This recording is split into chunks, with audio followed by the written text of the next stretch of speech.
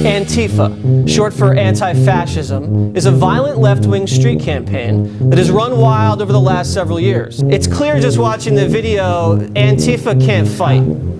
I've never seen a group of people that can't throw a punch like that. What a bunch of wusses. Yeah, they can't throw a punch, they need sticks, and they gotta hide their faces. You know, these guys, I've been an MMA guy for a long time. I encourage them to go into their local Gracie Jiu-Jitsu school. These guys would be crying like a bunch of sissies on the mat. Listen, I'll tell you what Brian won't, okay? These are a bunch of animal savages. This has nothing to do with anything other than them trying to take out their anger because they lost an election, and they're a bunch of sissies. They have no other way to do it than to beat people with sticks. Hey, I got pepper spray. I got fucking pepper spray. Thank you, got you, TV. I got fucking pepper spray. I need milk. I need milk. I need milk. They got me right in the eye with bear mace. Keep streaming me. Someone. I'm streaming. So get someone to stream me. I got it. I got it, Bakes. Okay. It's Rick right here. I got it. Okay. What is my people saying? All right. Damn, that sucks. BAFFLEGAB. BAFFLEGAB. BAFFLEGAB. Definition: incomprehensible or pretentious language, especially bureaucratic jargon.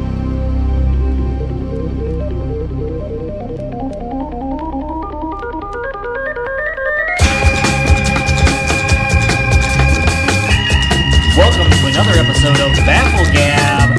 Folks, episode 9, you'll never guess who is back in the studio. He's done eating cake and crying. That's right. It's Lenny Thompson back in the studio. I gotta say, last week it was really hard for me. I felt very, unsafe leaving my apartment, just seeing the roving bands of white supremacists on the TV screen. I'm happy to report that I feel the love in the air tonight, this Labor Day weekend, and I feel safe to leave my apartment in Brooklyn and record this podcast, I would argue one of the reasons that you feel safe is because that there is such a strong commander-in-chief who, after a devastating hurricane is out there, he's donating $1 million of his own money. We'll get to that in a bit. He's out there. He's meeting with people who are very poor. He's shaking hands with a lot of poor people who have been in a devastating situation. Wow. And he is there seeing great turnouts, huge crowds. What a great guy, He is the president. Still. It almost brings a tear to my eye to hear you say that, Lenny. Yeah. He is the president. He is still the president. And this is another time when he became the president was during this hurricane. So how many times has he become the president at this point? I mean, we'll get into that. We can go through it. The first inauguration when he... actually became the president. He actually became the president. But he wasn't quite the president. What the left calls the American Carnage speech, but I call it the American Wake-Up Call speech. Yeah. Let's look at America as it is. It was not pretty back then. It was left in devastation after ex-President Barack Obama. Oh, sure, yeah. Well, and then, of course, you have to remember when Trump bombed Syria. That's when he really became the president. mother of all bombs. Yes, that's the second point of when he truly became president. Yeah. Well, actually, that came after the second time he became president was the State of the Union. Oh, yeah. He really became president then. He was a strong president. Yeah, sure. I honestly bet at that, if State of the Union, if he'd come out, if he'd even just flexed, he would have broken his suit. His suit would have ripped in half. Yeah, because of how strong he was. Or how fat during he that is. Speech. If he bent over, he probably would have severed his cummerbund or something. He's not fat. Those are muscles. He's a strong man. And he's a 70-year-old, stocky, well-built, according to Ralph here, man. Yeah, you couldn't build a better man than this. He doesn't have a six-pack. He has a keg, people. Big, round, somehow muscular keg. Somehow muscular, very muscular. We're getting ahead of ourselves. We're talking about Hurricane Harvey this week, but we're also talking about Antifa. A new terrorist group. If you thought there were too many terrorist groups already, I'd say you're right, and we don't need add another one to the list. Unfortunately, we have to. I would say that there aren't enough terrorist groups. No, I'm joking. But DHS. You're joking? Yes. This is not a comedy program, Lenny. This is about serious, hard-hitting news. You're right. I'm sorry. This is really hard-hitting, and it's very disturbing, I'm a liberal. I believe in freedom of speech. I believe in nonviolence. I believe in MLK. I believe he existed, and he didn't like violence either. So we'll get into that. And other groups, there are the Slipknot maggots, there's the Juggalos. Yes, there's the all Juggalo kinds. March on Washington, which is coming up later this. this month, and we're going to talk about it. But first, Hurricane Harvey. It's such an innocent name, but unfortunately, it wasn't so innocent, and the devastation it wreaked upon Houston and the Gulf region of Texas. Yeah. If it's one thing I think the president understood was that how devastating it was in true contrast to the name. I'm sure when they said President Trump, Hurricane Harvey's coming, he said, it'll be fine. Yeah. It'll be okay. Sure. It's just Harvey. I mean, with such an innocent name like that, I mean, what is it, like a child from the 1950s or something? Yeah, or a Jimmy Stewart movie about a rabbit. But probably there's never been anything so expensive in our country's history. There's never been anything so historic in terms of damage and in terms of ferocity as what we've witnessed with Harvey. Sounds like such an innocent name, Ben, right? But it's not. It's not innocent. Oh, wow. What a zinger from Trump. Yes, and Ben would know, I guess, for some reason. I'm not really sure why. But see, the whole thing is that this is a huge devastation. This is a historic moment for our country to come together, and for the large part, I think they have. Houston's arguably one of the most diverse cities. All kinds of people are coming from all across the country to volunteer. Right. People are giving all kinds of money, and it's not time to politicize things. But guess what, folks? The left is doing nothing but politicizing this. Oh, say it ain't so. That's right. Let's look at a cartoon now from a cartoon. Politico. Okay. Which is seeing a cartoon. Is this magazine. Ben Garrison or? No, it's not Ben Garrison. It's from it's not Worker, Wuerker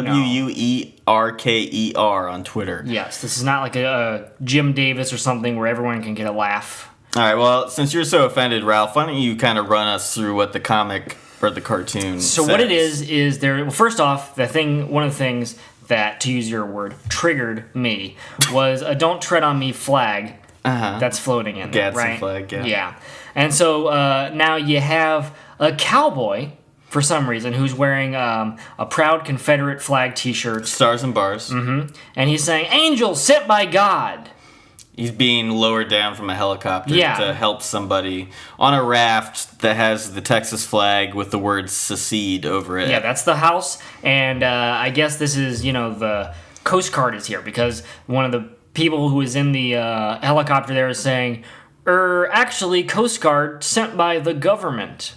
Oh! These people in Texas are You got so 'em. stupid that they think the Coast Guard are angels. That's what I'm supposed to be getting from this. And No, I don't think that's what they're saying, They're Ralph. so stupid. They're a bunch of morons who eat their own poop and live in a house in the middle of nowhere. Ralph, okay. There's a muffler floating there because they just got loose mufflers hanging around You everywhere. need to learn to read between the lines, okay? I can see clearly what this Politico is trying to tell me, and I don't think that this is right. It's trying to point out the hypocrisy of Republicans who are so anti-government. Now, all of a sudden, we need help. We need And they're getting $100 it billion. from volunteers. Yeah. They're getting it from volunteers and from the president himself.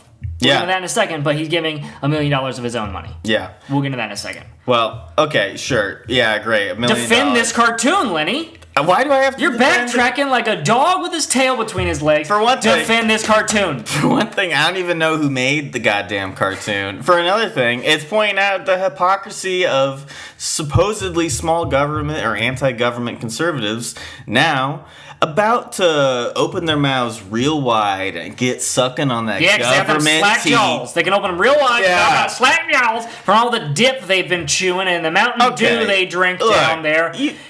From giving blowjobs to their sisters or whatever they're doing. It's not down about there. redneck stereotypes. It's about It looks conservative stereotypes. Oh, please explain the conservative stereotypes. I just did.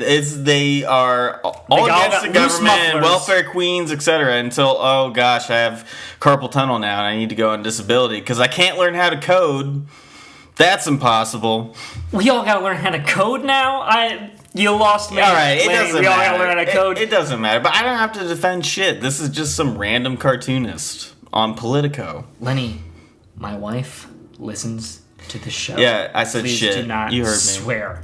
All right. Well, I think she can take it. But look, let's talk about what Trump is supposedly offering Houston. A strong president who they are now meeting with. They're now getting photos with. Yeah, finally, after days of not actually being a real flood victim, Trump finally went to a shelter and awkwardly shook some hands with. He met a lot of children. He met a lot of children. Yeah. Yeah, I think we actually have... you know why? Because children don't politicize things. He knows if he goes and meets a child isn't going to go, oh, you're a big government, blah, blah, you're always small government, and now you're da-da-da-da-da. A child is just going to shake his hand and say, hey, this is the toy I was playing with. I give this to you. And he's going to humbly reject it because he's a very humble man. It's because children don't know anything, though. Should we be aspiring to that? I don't understand what you mean. To not politicize What is politicizing it? What do you mean by politicizing it? Being a climate alarmist about these things. Being someone who says, here's all your hypocrisy. We shouldn't save you because, you're a hypocrite. Well, what is it? Houston's had... multiple 500-year storms in the last 5 years. I can't remember what the exact number is. Yeah. So, that would seem to suggest that if you're having multiple 500-year storms in the span of 5 years, it seems like maybe something's a little awry there, Wow. Something might be going on. I don't know. But it's almost like if you live in land that is close to water, there will be storms the way there always has been through all time. Oh, yeah. Here we go. Guys, weather, it's been happening since the beginning of time. Don't worry about this climate change stuff. This is the thing statistics, none of that matters. I always see your guy, Bill Science, and he can never come back. He can never come back whenever someone says, hasn't weather always been happening? What are you supposed to say to that? It has been happening, and guess what? Then you agree. Weather's always been happening. Hey, we're insane in New York City right now, okay? And in the past, there was a time, well, really for millions of years, where New York was just under ice. It was part of the ice years, the Arctic, essentially. Yeah. So that's just weather too. But are we supposed to say, oh yeah, that's nothing abnormal about that?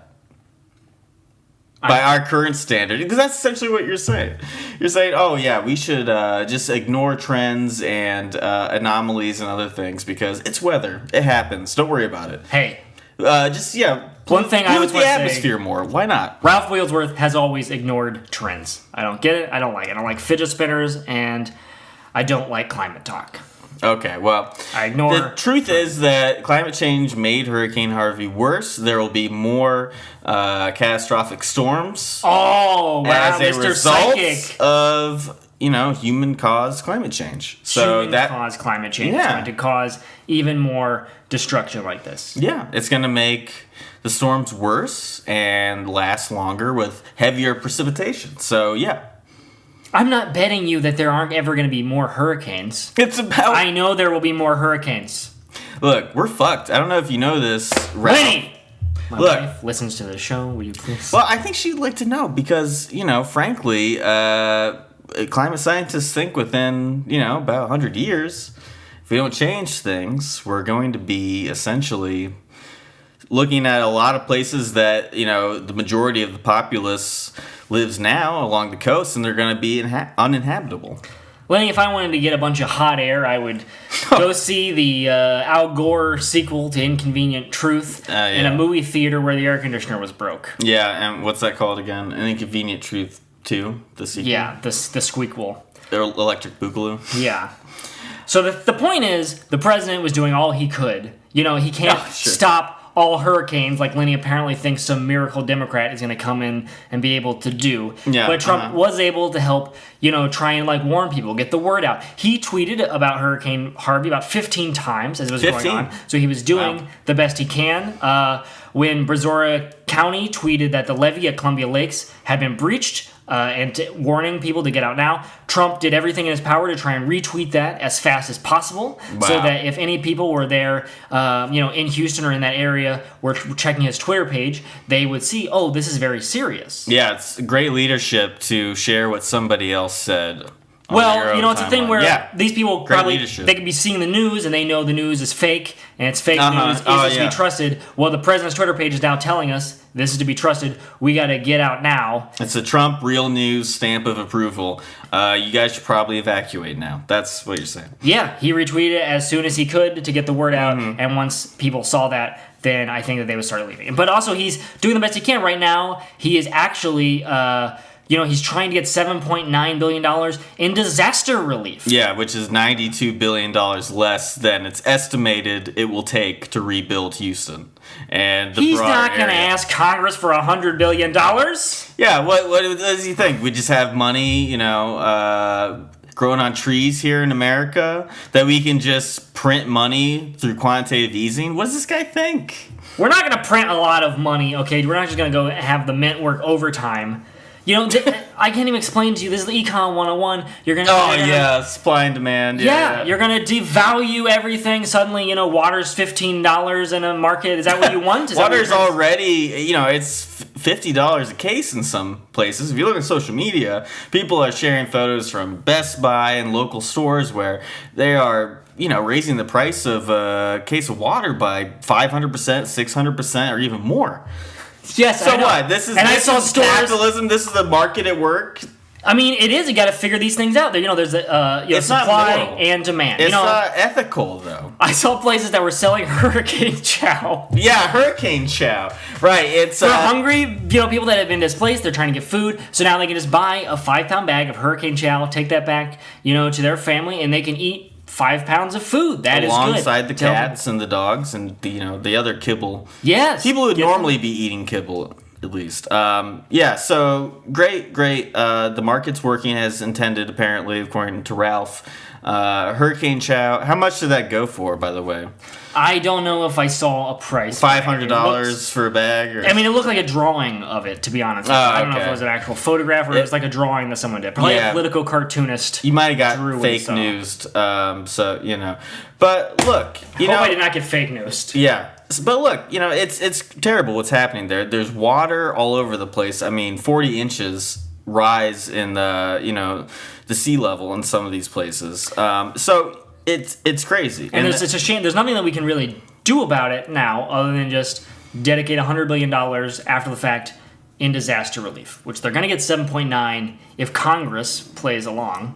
Yeah, and that doesn't try to make this more of a political issue. Yeah, and that'll be great. I'm sure that'll really fix things in Houston. Like, what can that 7.9 billion go to? Hopefully water for the people, so they at least have clean water. There already is water everywhere, Lenny. There's water everywhere. Let them all have a drink, okay? We can't have... There already is water. I guess we can go back and we can start, rebuilding the dams and all that kinds of stuff like that. We got to rebuild a lot of the homes and stuff down there. We got to do all this stuff in retrospect. I mean, what can the president have done other than tweeted warnings that Hurricane Harvey is happening? We already talked about how he obviously thought it was an innocent name. He could have put pressure on the city government to do their damn job and evacuate the citizens of Houston. He could have worked with the Republican Party to get this, disaster relief through the Congress, efficiently and with speed. But instead, he waited days to even go down there. He waited 4 days to go to Houston, and even then, he didn't meet with anyone who was affected. He bragged about his crowd size. The guy, it was a very nice crowd size. He's a schmuck. Oh, come on, Lenny. He went down there. He went down there. He's not going to just go down there and just stand in a puddle like Barack Obama did during Katrina to try and look like a president. All right? Obama was not president during Katrina. He still wasn't there, regardless. If he was such a great man like he claims to be. Why wasn't the senator from Illinois and New Orleans? Yeah, I don't know. That's a question that remains to be seen. And he still isn't down in Houston right now. Why isn't Barack Obama is not always cracked up to be? Why isn't Bernie Sanders in Houston right now? If he wants to run for president, I mean, by your logic, he should be down there. He's not all he is cracked up to be. Why isn't Bernie Sanders down there? I don't know. Yeah. He's probably eating Ben and Jerry's up in Vermont or something. But the point is, the president is down there. I don't know if you saw this. There's an article came out where someone saw him and he was down there meeting in Houston. He was sitting at a table. An awkward point where they put two tables together, but they're not quite together. They're a little off. They're kind of like they aren't balanced. Mm-hmm. Sure. Our president was down there in his windbreaker, and he was meeting with some of the people down there, and he was sitting where those tables meet, and he didn't bring it up. He didn't complain about it. He just listened as he sat where those tables don't meet, and it can be so frustrating. You can get your skin caught in those things, and it hurts. And it was a very presidential thing for him to sit there and listen and not complain. Yeah. Please remember that he lives in a penthouse that is covered in gold. He doesn't have tables that wobble. And here he is where two tables meet, and they're wobbling, and he's not saying anything. He's a hero. That's the kind of leader that we have right now. Yeah. Lenny? You know, you might even say it's a wonderful thing. There's a lot of love. What did the family tell you earlier? They were just happy. We saw a lot of happiness. It's been really nice. It's been a wonderful thing. It's as tough as this was. It's been a wonderful thing. I think even for the country to watch and for the world to watch. It's been beautiful. Thank you, everybody. What a crowd. What a turnout. And he's right. This was a very good thing for us to see. I actually have a VHS copy. I taped some of this. I wrote Trump's greatest hits on it just so I can go back and rewatch some of the moments where America was starting to come together. Oh, we're trying to get over the divide. Give me a break. I'll be honest, Lenny, when I bought my Make America Great Again hat, I said, deep down, maybe he might not be able to make America great. Maybe he'll just make it pretty good. But now he's starting to actually make it great again. All right, you know what, Ralph? I've been sitting here quietly for long enough, okay? I'm pissed off, all right? You want to know why? Because America's coming together, and it hurts you to see people working together like this. Because this guy is a charlatan of the highest order. I mean, look, just look at what's going on here. Before the hurricane hit, Trump drastically cut funding for FEMA. All right, he rescinded an Obama-era executive order that specifically, tried to offer assistance to people who lived in flood and hurricane-prone regions. And then on top of it, he's using this hurricane to start talking about tax reform. And also, by the way, I want to end DACA and, send 125,000 Texans back to a country they don't even know, most of them. These are children. DACA means Deferred Action for Childhood Arrivals, mostly from Latin America. And, you can't be dispensing hugs on Saturday and then go back to Washington on Tuesday and screw over thousands of Americans. It's just bullshit. He is not screwing over. I think one thing that you failed to mention is that he's giving $1 million of his own money to these people. Is he not merciful? I mean, yes. Come on, yeah. More on Harvey, Sarah. There's obviously been a huge outpouring of support from people all around the country for the victims of Harvey. You've seen people lining up to volunteer. You've seen people donating tens of millions of dollars. Can you speak to what the president and his family have done regarding donation for Harvey relief personally? Yes, I can. I had a chance to speak directly with the president earlier, and I'm happy to tell you that he is would like to join in the efforts that a lot of the people that we've seen across this country do, and he's pledging $1 million of personal money. Of his own personal, hard-earned money. I think this is unprecedented for president. Yeah, hard-earned. Yeah, how did he earn it exactly? He owns stock and he gets real estate and the show The Apprentice. And he earned it. Yes, stock value. Yeah, and now it's $1 million. $1 million is $1 million. It's his own money, and he's going to be given this. I think this is unprecedented of a president. Is it? Well, the funny thing is, I seem to remember that Trump. He's promising $1 million of his own money now for Hurricane Harvey victims, but I seem to remember that can build 1.5 houses down there. Yeah, or maybe one. But I seem to remember that Trump offered $5 million to Obama's charity of choice if Obama released his birth certificate and college records. I don't know. Do you know what I'm talking about? I don't know what you're talking about. Let's play the clip. I think I have it. If Barack Obama opens up and gives his college records and applications, and if he gives his passport applications and records, I will give to a charity of his choice, Inner City Children in Chicago, American Cancer Society, AIDS research, anything he wants, a check immediately for $5 million. $5 million. That's right. To any charity that Barack Obama wanted. Yeah. Inner City Kids of Chicago. Yeah. The AIDS Research Foundation. Right. The Jazz Society of Memphis, Tennessee. The Arsenio Hall Show Memorial Foundation. Any place that Barack Obama would be interested. United Negro College Fund. That's right. And just charities. But he didn't do it. Here's the thing, though. Barack Obama could have done this now and then donated that money to Hurricane Harvey victims. Why didn't he do that? Now would be the perfect time. Release his college records to Donald Trump. To get that $5 million and then donate to Hurricane Harvey, who would be donating 5 times as much money as Trump has promised. And yet Barack Obama refused to do it. Yeah, I think you're getting the wrong message from the story. I think it's not so much what Obama hasn't done, but what Trump hasn't done. Which is donate $1 million that he's going to do as soon as the press gives him which foundation they want him to donate it to. You know what would make me respect Trump more? I can think of another former president who's not Obama who actually builds houses for people who have suffered through hurricanes and other such events. I'm not going to be on the show. Name? Don't mention that stupid peanut farmer on this show. Jimmy Carter? Oh, yeah, No. Jimmy Carter. That's right.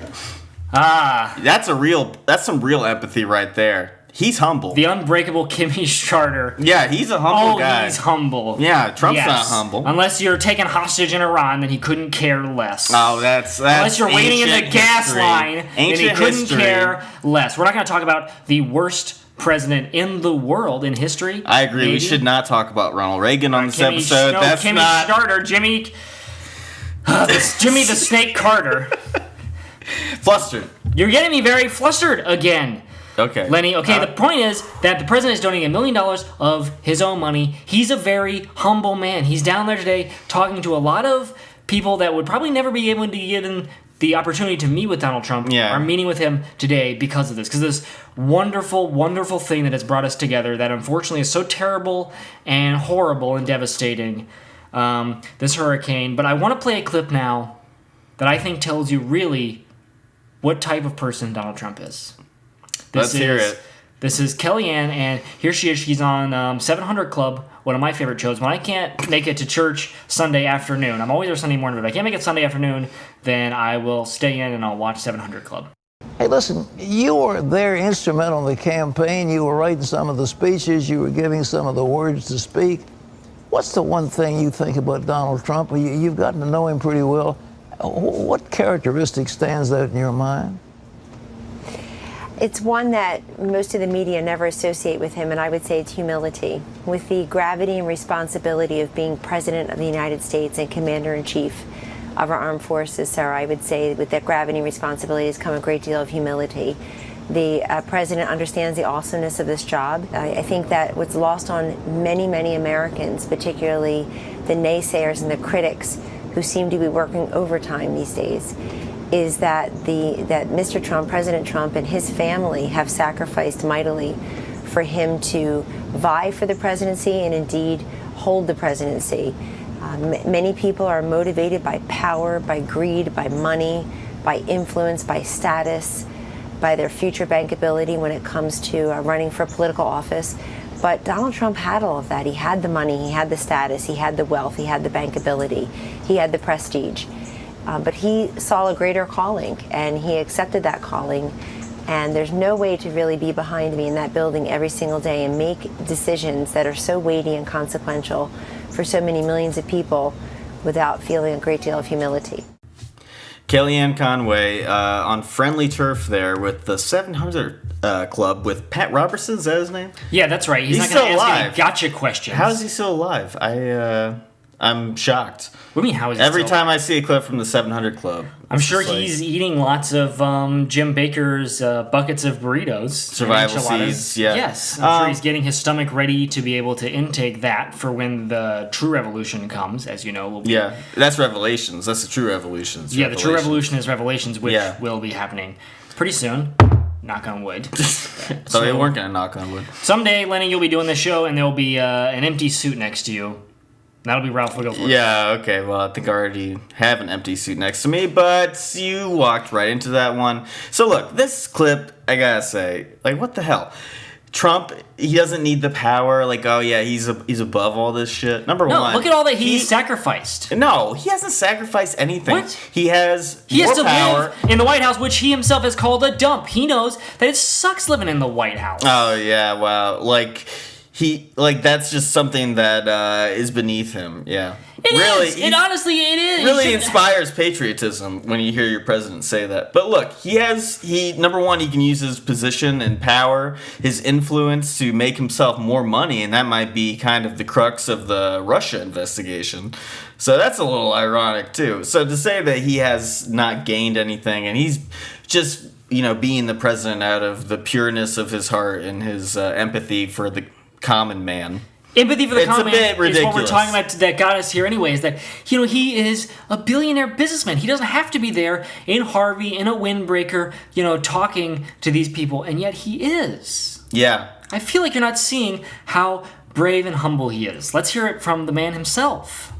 You're not known to be a humble man, but I wonder. I think I am actually humble. I think I'm much more humble than you would understand. Lenny, see that? You don't even understand. The left and the media are too stupid to even see how humble. You want to hear what humble really is? Humble is having your house destroyed, potentially for the second time in the last 15 years, by a hurricane, and then having to shake the sweaty, disgusting hand of a man who not only cut disaster relief by cutting FEMA, but cut programs specifically designed to help you in this very precarious situation. So that, to me, shaking the man's hand who did all that to you and doesn't give a shit about your existence, that's being humble. Trump is not humble. Well, you're listening to BAFFLEGAB. Let's take a moment to hear from one of our sponsors.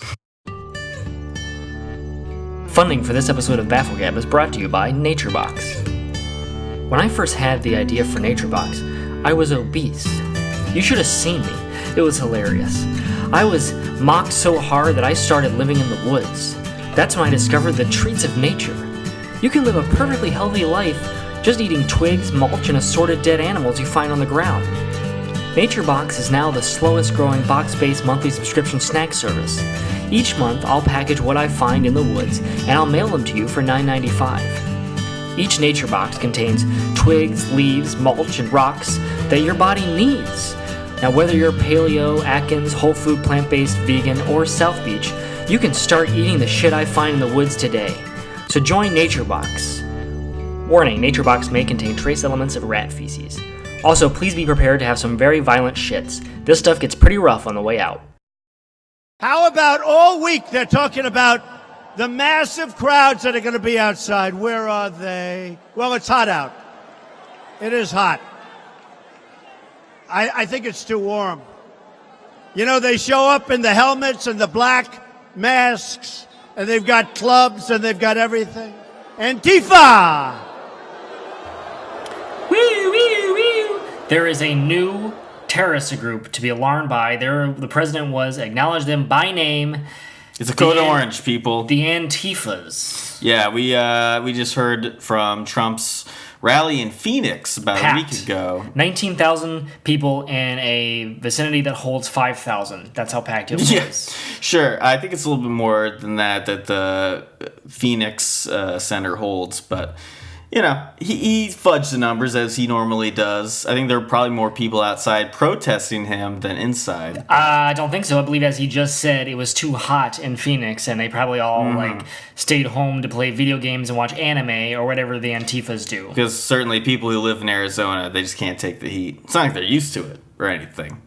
That's right. Like they have to walk around outside. Because it is not hotter in Phoenix because weather is weather, and it's always been hot in Phoenix. Sorry. Climate change doesn't real. Except for 1,000 years ago when it's covered by ice or whatever. Yeah. Whatever you were talking about earlier. Yeah. But, we do have a new group, and I just want to say, there's a guy in the crowd shot for Trump's Phoenix speech who became a minor internet celebrity after it happened. He's a black man holding up a Blacks for Trump Why sign. can't you just say man? I don't understand this. Why can't you just say man? His sign said blacksfortrump.com. Yeah, that's the group that he's in, yeah. Yeah, well, I thought you'd be supportive of him because, Very supportive. He says his sign below that says what? Blacks and Republicans aren't racist. I don't know how much. Of course, blacks aren't racist. What? You mean Trump and Republicans aren't racist? No. Blacks, the Trumps, the Republicans, they're all not racist. They're all not racist. You just wanted to make that clear. Yeah. Yeah. He's a character for sure.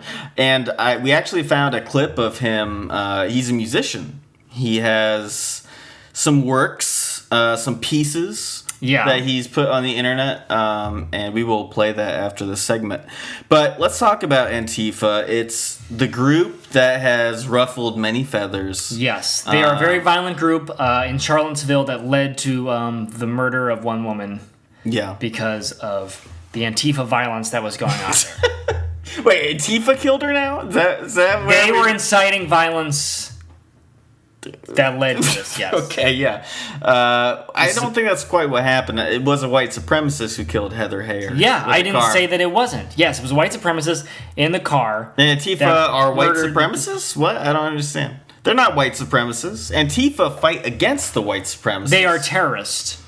Okay. They are terrorists. Yeah. Well, you're right. They are not racist. They don't see color. They kill indiscriminately whoever gets in the way of their clubs and their mace. Well, just for the record, Antifa has never murdered anyone, to my knowledge. But this week, the Department of Homeland Security reportedly classified Antifa as a domestic terrorist group. Yeah.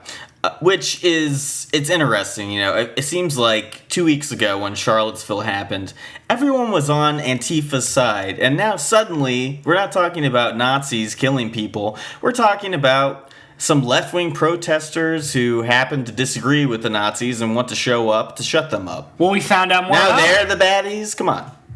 They are the baddies. They are the bad guys. They're in there. They're wearing skull masks on their faces. They've got clubs. They're covering themselves up. They're not out in the open like the alt-right, as you say, your term. Yeah, they're not out in the open with their white polo shirts and their face clearly exposed. They're trying to hide something. They're trying to cover it up as they cause violence, and they try to divide this country, starting in Charlottesville, and now it's going to spread. They're going to show up at all these protests. They're facing down with another gang here in a couple of weeks, the Juggalo Posse, that is already a gang, that has already been classified as a gang. The Juggalo Posse. You make it sound like it's like a 50s West Side Story, they're snapping their fingers. Yes. Walking down dark alleys with switchblades. Yeah, the Juggalo Posse. That's the Juggalo March on Washington that we're referring to. It's kind of funny. There are some parallels because the Juggalos, which, by the way, are fans of the Detroit horror rap duo, the Insane Clown Posse. What's horror rap? Well, it's a genre about rapping about horror movies and blood and stuff. We'll get into it. Sounds enticing. Look, they were classified by the FBI, I believe, as a gang, a criminal syndicate. Yes. And, they... And now they're going to march on Washington. Yeah, they're clearing their name. But just to go back on this Antifa thing for a second, because I have some disagreements with Antifa. I have some disagreements on their tactics. I would hope so. And, where do you and the terrorists see eye to eye, Lenny? We don't see eye to eye, and they're not terrorists. Look, Nancy Pelosi, she came out with a statement of disapproval of Antifa and the one guy that got beat up in Berkeley. She disapproved of them, and she made a statement about it. So the Democrats, we're not just letting Antifa rule the roost, okay? Yeah. Unlike Trump and the alt-right, where Trump refuses to condemn them, and I don't know who David Duke is, and what's Nazism? I don't know. See, Democrats are being to your own. Come on now. Democrats are being proactive, and we're saying hey, we don't like either. What does Trump have to denounce? He does something that David Duke likes. Suddenly, that means he's David Duke's best friend. Well, just because some Antifa people might have voted for Hillary doesn't mean Democrats have to answer for I like Jell-O. Bill Cosby likes Jell-O. That doesn't mean me and Bill Cosby are hanging out all the time. That's not quite the best analogy. I think that's exactly what you're saying about Trump and David Duke. Well, you know what? Trump. Let me take this moment to quote Martin Luther King, who did not believe in violence. Mm-hmm. He said, "Blessed are thee who doesn't use violence, because violence is bad." I think that's a direct quote from Martin Luther King. And he says some other stuff about loving people and like not hitting people with sticks. Yeah. You know, he didn't like violence. He didn't like it. So Antifa, if you're listening, cut it out. Okay? I agree with you, Lenny. Cut it out. And Nazis, if you're listening, kill yourself. Follow your leader. Hey, come on now. No one should kill themselves. Except Nazis. But, okay, you know, it's fine if you want to be sympathetic towards Nazis. Oh, they're just wayward souls who haven't heard of the Laffer curve yet. They're just, you know, conservatives in denial. That's really what's going on here. You know they're on your side. That's why Trump didn't want to denounce them. The Antifa are leftists, and now we got to get, you know... Yeah, wow, he's getting mad. He's mad, folks. My gorilla mind is kicking in a little bit, and it's causing me to, act a little irrational here. Isn't the gorilla mind supposed to help you, like, keep relax? Cool? Yes, it's supposed to help you relax, okay? That's why I'm going into it, to cause a little relax right now. Now, we don't need to be telling people to kill themselves. I think we just need to get people to acknowledge that there are different opinions in this country, and that's fine, but we do not have to incite violence. The people that were there protesting the Robert E. Lee statue in Charlottesville were not there to incite violence. They didn't come there with clubs or with a stick with a nail on it, as I saw James Woods retweeted a photo. Give me a break. No, they came... Look, the Nazis and the alt-right people came to Charlottesville absolutely looking for a fight. They were the ones who instigated it, so let's just be clear on that. Berkeley's different. You know, they beat up on one guy for some reason, and that's not cool either.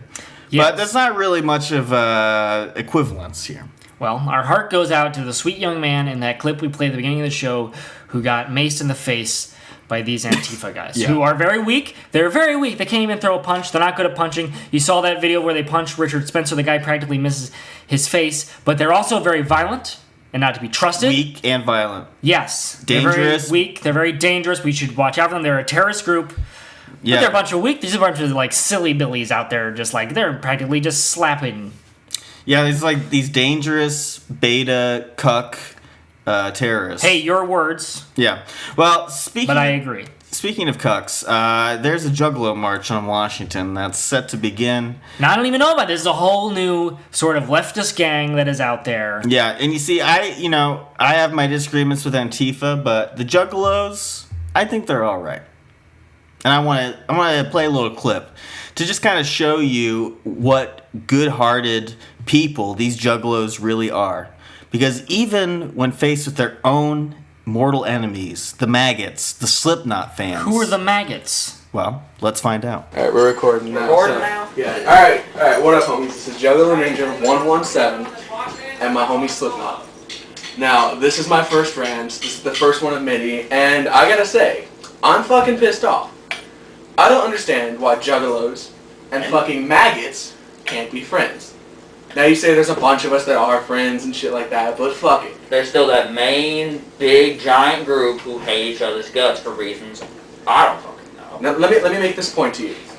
Maggots hate Juggalos because we go to a concert and look at two fags wearing face paint. But hey, guess what? Maggots, we look at non-faggots wearing masks. One of them's nose is this long and waddles like a dick and he jacks it off. What is the difference? We are all considered horrorcore. Now, Slipknot may not be underground, but they're still fucking wicked. ICP's still sick, so is Twisted, Blaze, and all the others. Now see, these Juggalo people, they're not quite like Antifa. They don't beat on people when they have a disagreement. They try and talk it out, they mediate their conflicts. They are using slurs in here. I don't think... Okay, but these are the moral leaders of the leftist underground gangs? They're not leaders of anything, except, I guess, maybe the Juggalo movement and the maggot movement, if that's still a thing. Does Slipknot... Slipknot's still around. I don't know. I'm familiar with the Juggalo Posse, and I know for years that they have not been moral leaders for the youth of America, even though they've been on that podium. A lot of youth looks up to them. They're going to be leading this rally in Washington to say what? This is not going to be an I have a dream speech from Mr. Two Dopes. This is going to be, FBI, stop classifying us as a dangerous street gang. That's the message. Yes, by going there and scaring people and causing a lot of violence. But what's your problem with Insane Clown Posse? That they're not. They go up and they use foul language. They just are not good moral leaders. They teach a lot of, bad things. These are bad guys. Like what? What are you talking about? Let's listen to a clip of Bill O'Reilly, God rest his soul, interviewing two of the members from the Juggalo Posse.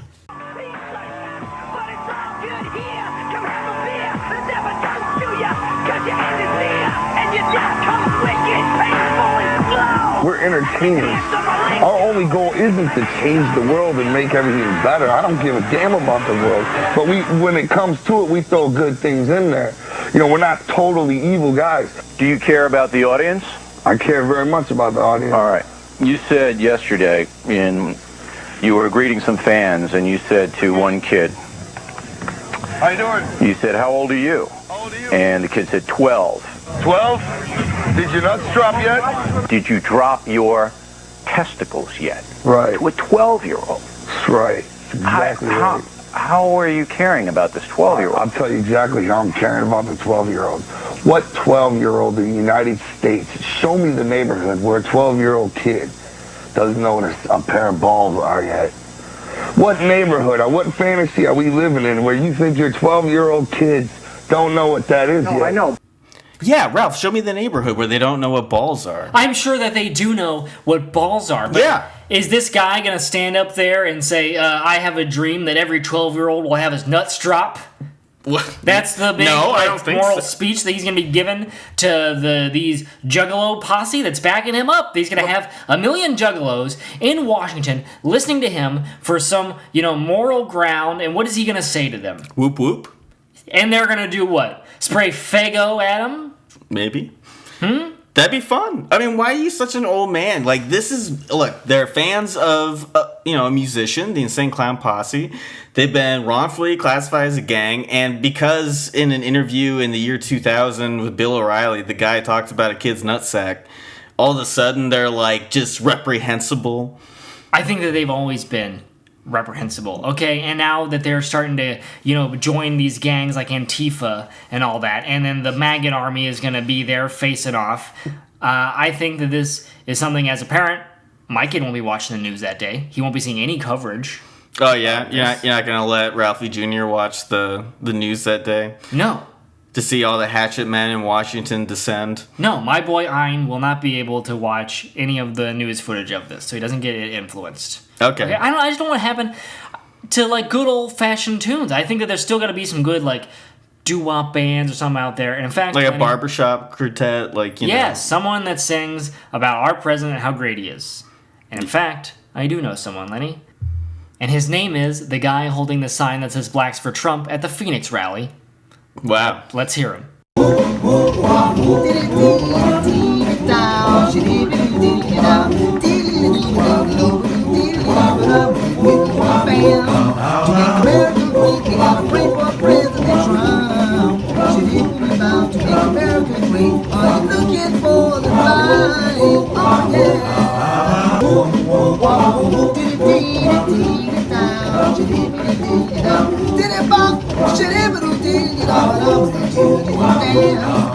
America great, you gotta pray for our President Trump. Yeah, yeah, President Trump is the greatest president ever. Oh, yeah. America great, make America great, make America great, America great. Make America great.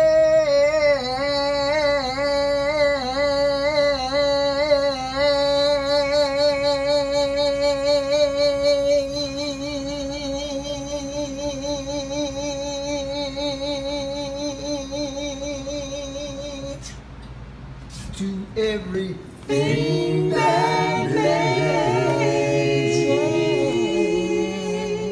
You're living nice. Make America great.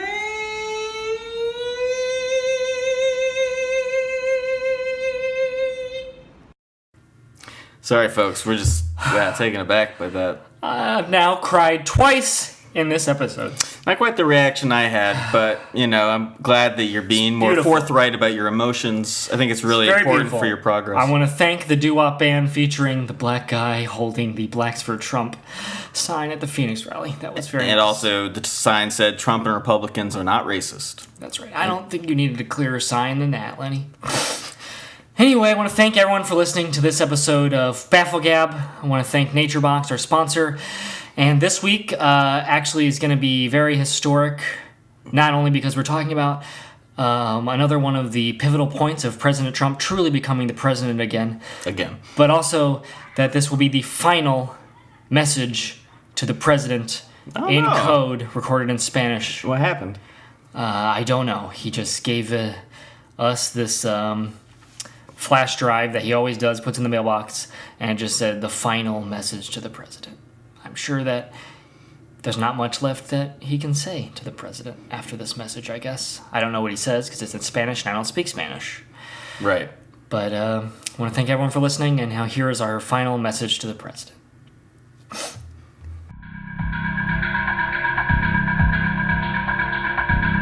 El hombre que se rodea de víboras será pronto mordido por las víboras. Andate a la cresta, pedazo de mierda amarillista.